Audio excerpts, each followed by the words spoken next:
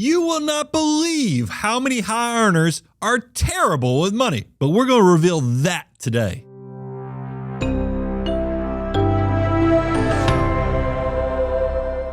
Brian, I am so excited because we know that while your income can be your greatest wealth building tool, it's not everything. In fact, the disconnect between high earning and financial well-being is one of the most widespread yet misunderstood phenomena in all of personal finance today. So today we're going to reveal why high earners still struggle to build wealth, what they could do better, and what you can take away. Regardless of your income, let's jump right in. Yeah, people like to say that money can't buy happiness, but how many of us actually believe that mindset? And more importantly, is it really true? Because we know that 71% of Americans, this is according to Empower, say that having more money would solve most of their problems. Well, I mean, that's rich folk talk. I mean, because you've also heard people say, I've been poor, I've been rich. It's better to not be poor. Rich. Yep. So, I mean, that's the thing. So, but I do think this leads to the point of, since people think money will be the solution,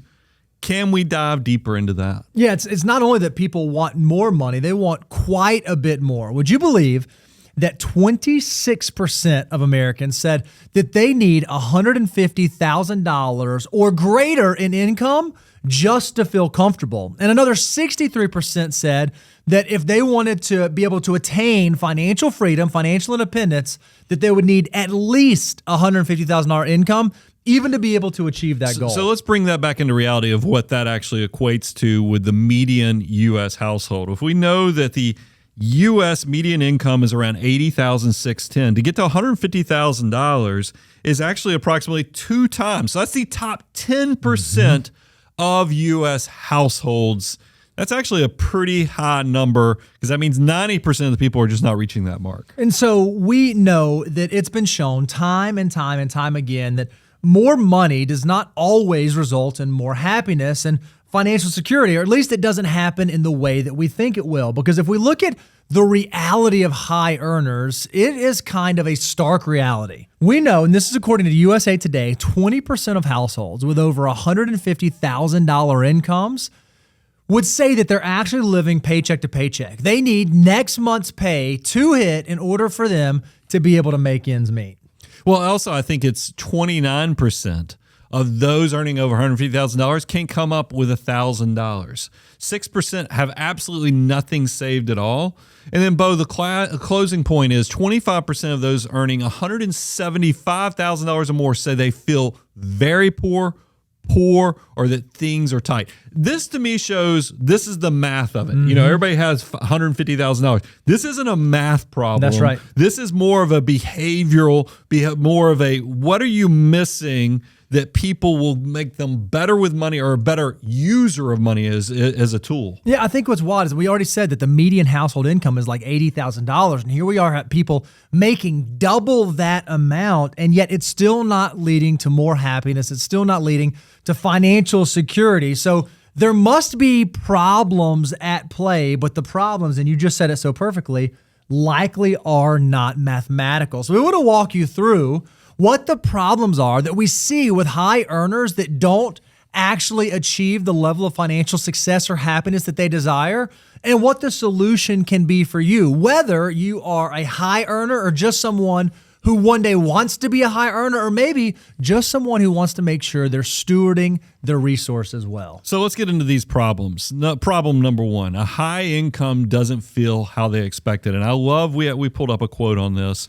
Morgan Housel says it best. He goes, when most people say they want to be a millionaire, what they might actually mean is I'd like to spend $1 million. And that is literally the opposite of being a millionaire. Yeah, that most people, they think about it through a consumption mindset. But when it comes to like actually building wealth and allowing your money to empower you to do the things that you want to do, it's more about what you keep and less about what you make. And what ended up happening is, as high income earners see their income go up, they don't actually keep as much as they think they will. They find that money starts spending and going and moving away from them, so they don't have the same excess that they thought they were going to have as their income begins to increase. And we say this, that all wealth is it's an amplifier of who you were before you even had the money. So if you think about it in terms of if you're not a good steward when you have a lot of dollars or very few dollars as a low income, you're probably not going to be a great steward or a manager or field general of your army of dollar bills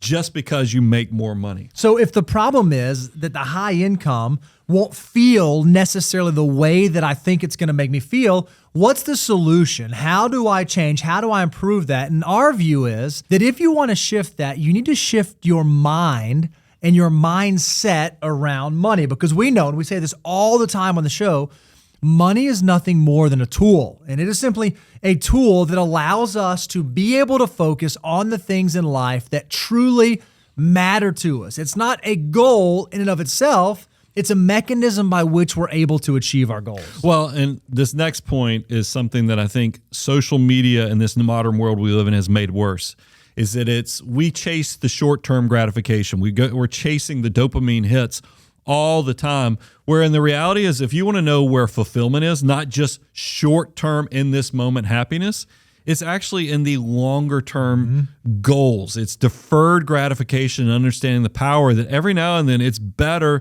to plan ahead, to have the bigger fulfillment than it is to just feel good in this moment right now. And the fact that high earners often don't recognize this value of deferred gratification and pushing off satisfaction to the future brings us to problem number 2, that when it comes to the majority of high earners, they lack discipline. And again, if you've listened to our show for any period of time at all, you know that we believe there are 3 key ingredients to wealth building. It's discipline, it's money, and it's time. Well, the one that we have the most control over, the most impact over, the most ability to influence is the discipline, and yet most people miss that. If you never live on less than you make, you're not going to get out of the starting gates. This is the biggest thing that I tell people. I can almost predict your level of success if you can tell me what you make and then what you save. I can tell you very quickly, is discipline being acknowledged? Is it being respected? And I think unfortunately, and by the way, this doesn't have to be just high income people. This is goes a long way, even if you're in your first year out of college or first year in your first career or trade. Put something to work. Live on less than you make. And so what's the solution here? Well, our goal for you is we want you to invest 25% of your gross income. And while we recognize you might not be able to do that today or tomorrow, we want that to be the goal that you are working towards. We want that to be what you're aspiring to. So whether you make $100, $1,000, $1 million, or $10 million, we want you aiming at saving 25% of that gross, because a big shovel, a high income, doesn't do you very much good if you don't actually turn that high income, turn that shovel into true wealth. By the way, we just didn't make this number up. And a lot of people, it's not arbitrary. We're like, hey, 25% sounds good because that's different than the 15% that we heard some other gurus say. No, we actually put some math to this because we want to be the intersection point of good behaviors plus the analytics and the math. And that's why if you go to our website, moneyguy.com/resources, how much did you save? You'll quickly realize that we understand the intersection point. Most people don't even start saving and investing until they're in their 30s. That's right. And you look at our chart and you'll see very quickly, that's why we say 25%. Now, two points that I need everybody to understand. If you're just starting out and you just don't have a lot of money, we do have an escape hatch here, is that if you make under $100,000 as a single individual, $200,000 as a household, count the employer match, count that profit sharing, count that type of money. But for high income people, we don't want you to count any of it, because it's getting back to you're away from the social safety net. More and more of the responsibility falls on your shoulders. Yeah, so these high income earners, they tend to lack discipline, and they focus more on immediate satisfaction than deferred gratification, satisfaction in the future. And what happens is when we as consumers focus on immediate satisfaction, the natural consequence of that, and what we see amongst high income earners, is that problem number 3 is their lifestyle begins to creep up. And this is not unfounded or uncommon. I mean, how many times have you seen someone they get their very first job, they get out of college, and they're like, okay, now I've got my big boy job, my big girl job, I've got this big paycheck, now I'm going to go buy the luxury car, I'm going to go get the new expensive clothes, or I'm going to go get the fancy apartment. I mean, even I, Brian, fell into this trap. When I got my very first job with you back almost 2 decades ago, very first thing I did is I went and bought a fancy car. Yeah. And it was so silly, but I think this is common, and it's not just common for folks starting out in their career. I think it's common for high income earners as well. Well, I think that this is something I would encourage everybody to mentally internalize, is that the hedonic treadmill is real. When you buy that new car, it will make you feel good for a short period of time. It's back to my point. Don't chase those short-term dopamine hits. Have a bigger why, because a lot of times instead of you driving your wealth, trying to impress people who absolutely could care less what you drive or where you live, save some of that money for your future self, because that's where that deferred gratification will do incredible things. Because Bo, when we actually created an illustration or a graph to show people what happens. Can you walk somebody through what happens with lifestyle creep? Because that's where people really get themselves in a lot of trouble. Yeah, this is what's so hard, and I think it's especially troubling for high income earners, is that as we move through our working careers, as we begin to have some success, we begin to see our income increase. So we make more money and we feel better about that, and we have some achievement, and we have some financial success.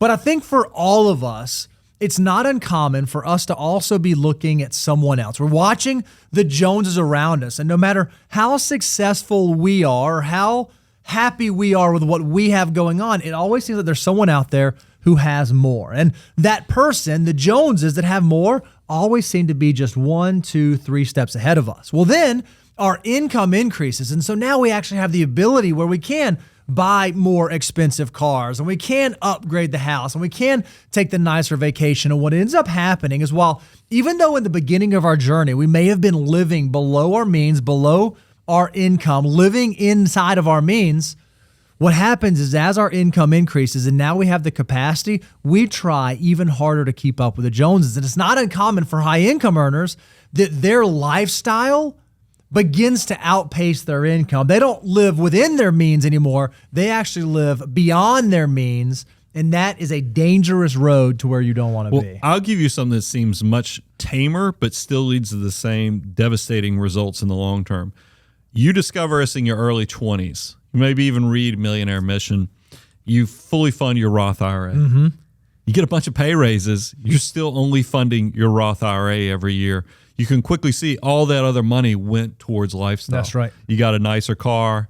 You got a nicer house. You started sending your kids to the private school. Mm-hmm. You never went back to expand what is actually going into your army of dollar bills. Don't get caught in that vicious lifestyle creep, cycle where you're avoiding or not doing what you need to grow your army of dollar bills. So how do you fight it? What's the solution? How do you combat this? Well, it seems so simple, but keep an eye on your lifestyle. Just like you said, Brian, if you're in your 20s and you're maxing out your Roth, but then you get the pay raise and your income increases, do you have little systems in place to protect yourself from yourself? One that we love is the 60-40 rule. If you get a pay raise or you get a bonus, let's let 60% of that go towards increased savings, increased building, and let 40% go towards lifestyle. And if we can do that over the long term, we're going to make sure that our savings stays where it should be, even if our lifestyle does increase. Because there's nothing wrong with lifestyle increasing. What's wrong is when our lifestyle increases and our savings does not follow. I don't want people getting busy doing nothing. And I see this all the time. People are excellent expense trackers, but they don't actually use that dashboard of information to actually be valuable to their financial life. When you budget, part of a budget is you are setting goals for what you'll spend on certain categories. Yes, you will track your expenses, but the tracking of the expenses is so you then can compare it to what you allocated to see, are you overspending? Are you underspending? What adjustments can you make to manage your finances better? We see people all the time that want the gold star just because they're using the tracking tools to know where their money goes, but they never actually engage the gear That's that right. turns that into results on your net worth statement. Another way that you can track what you're spending and you can kind of keep yourself in check is make sure you understand what it is that you truly value. Before you make a consumption decision or before you make a purchase, you should ask yourself, why am I doing this? Okay, I'm going to buy a new car. Why? Is it because I need a new car? Is it because it makes sense for the family? Is it because it has better gas mileage? Or is there more utility I'll get from it? Or am I just buying a nicer car because it seems like that's the next thing that I should do? Or am I just doing the home renovation because the house 2 doors down renovated their house?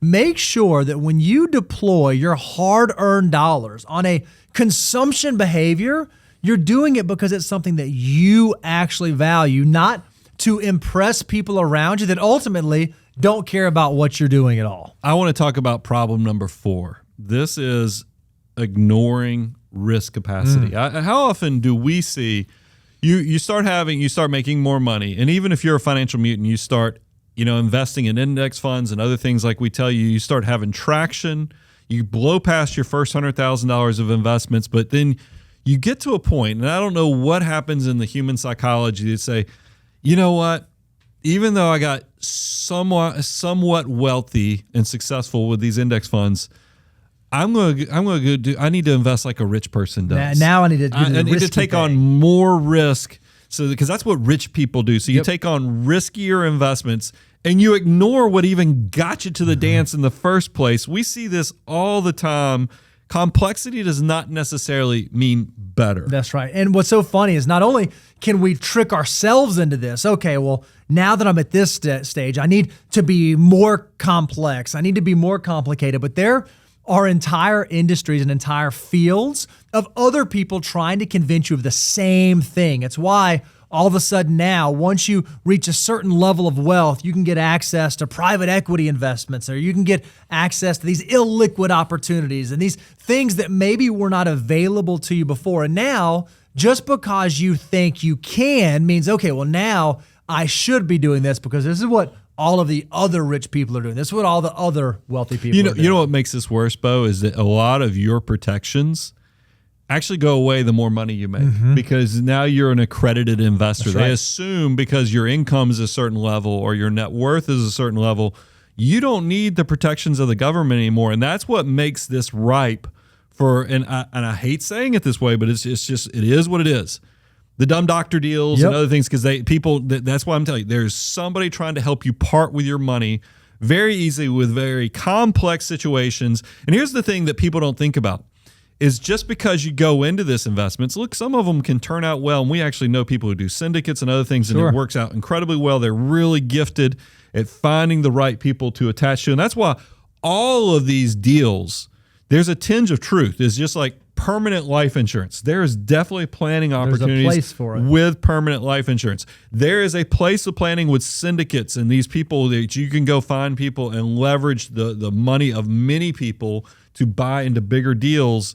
But the thing is that there's just a kernel of truth in some of these things, that there's a lot of other people who have taken that kernel of truth to exploit this into something that helps you part with your money. So I'm not saying these things are bad. I'm just saying that a lot of the stuff you have to cut through, you might not be in the world-class investments that you think you are. You might just be in that dumb doctor deal because you have a good income, you don't have the protections of the government anymore, and somebody's going to fill their back pockets with this complicated project or deal. And so what's the solution? How do you combat this? Well, keep it simple. I mean, it's so amazing that I think early on in our financial journeys, we feel like we have to go chase complexity. We have to go, I want to be more complicated, more advanced, more strategic, more in the weeds.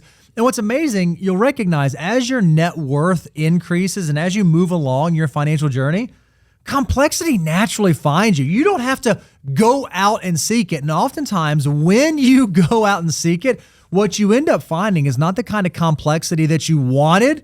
It begins becoming a big distraction, or even worse, a mistake that you wish you never would have made. So don't try to be more complicated than your situation warrants. There's nothing bad. There's nothing wrong with continuing to execute the same behaviors that got you to where you are today? Well, I mean, I've talked about this many times. Is when I was a young CPA doing tax preparation, I used to look at complicated tax returns and just be like, whoa, I'm so impressed with these people.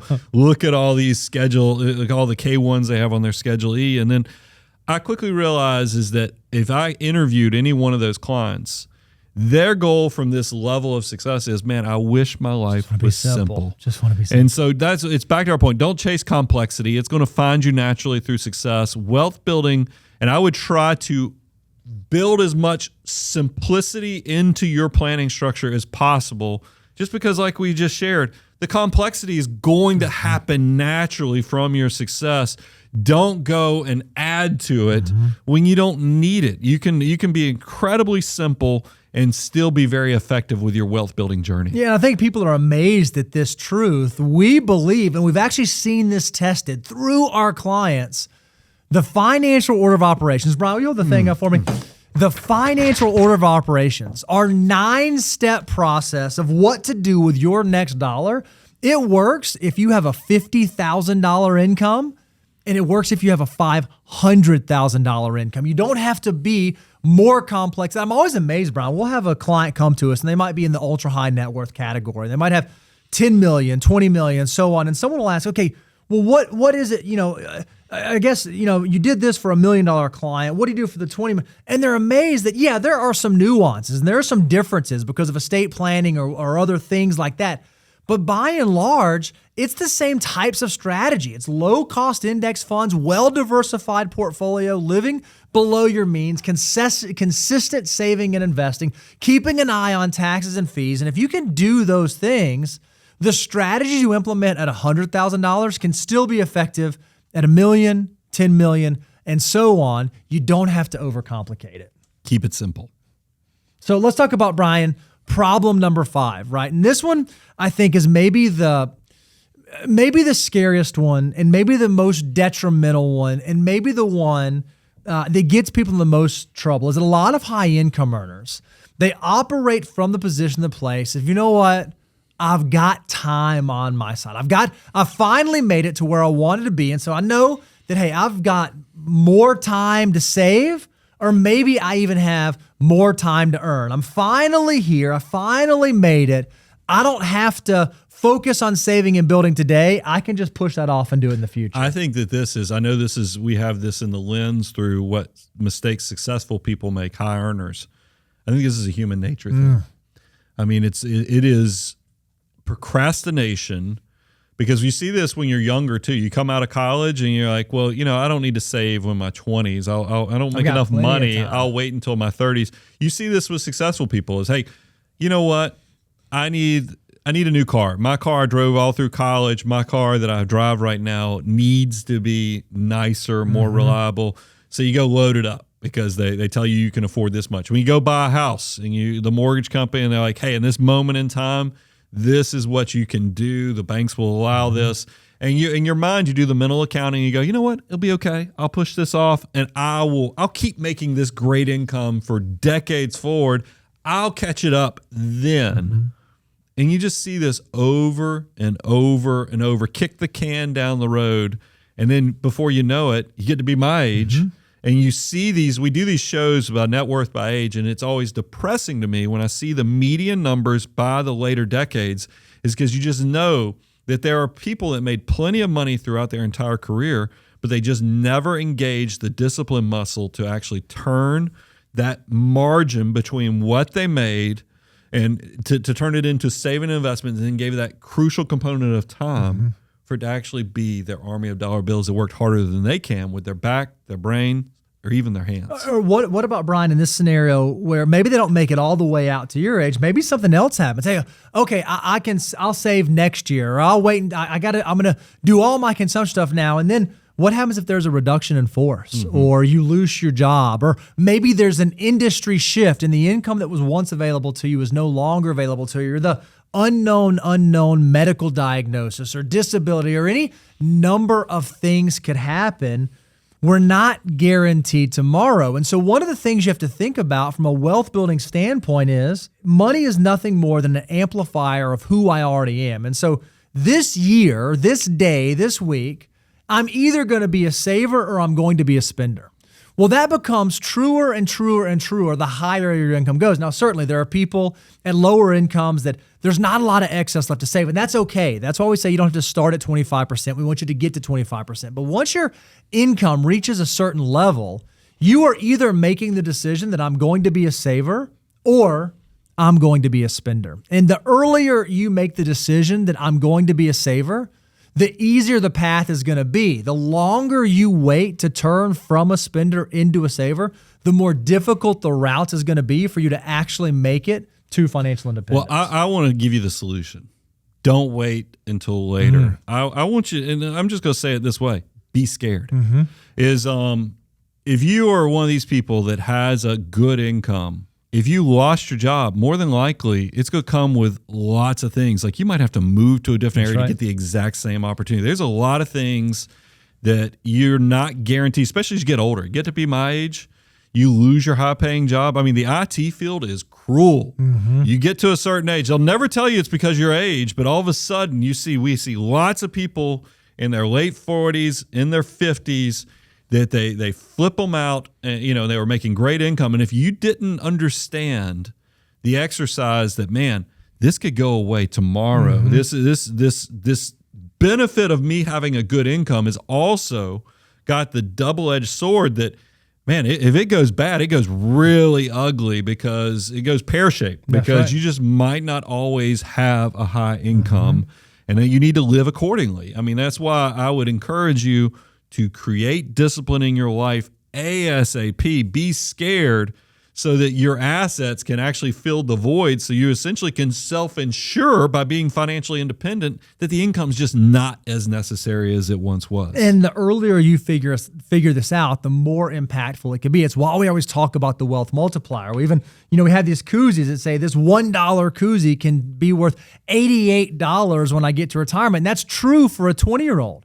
But if you wait until you're 30, that $1 turns into 23. If you wait until 40, that $1 turns into $7. $1 at 50 turns into almost $3. So the earlier you can figure this out and the more time you give yourself, the higher likelihood you have to actually let your dollars be impactful and begin building for your future. Well, that's why I think a lot of young people, they're jealous of people ahead of them who maybe the market's different, housing's cheaper, and all these other things. But it's back to the point, you get to choose your heart. I mean, you really do. Is that if you're young right now, don't sleep on that. You can actually just take a little bit, just a sliver of today's happiness to build something pretty spectacular down the road.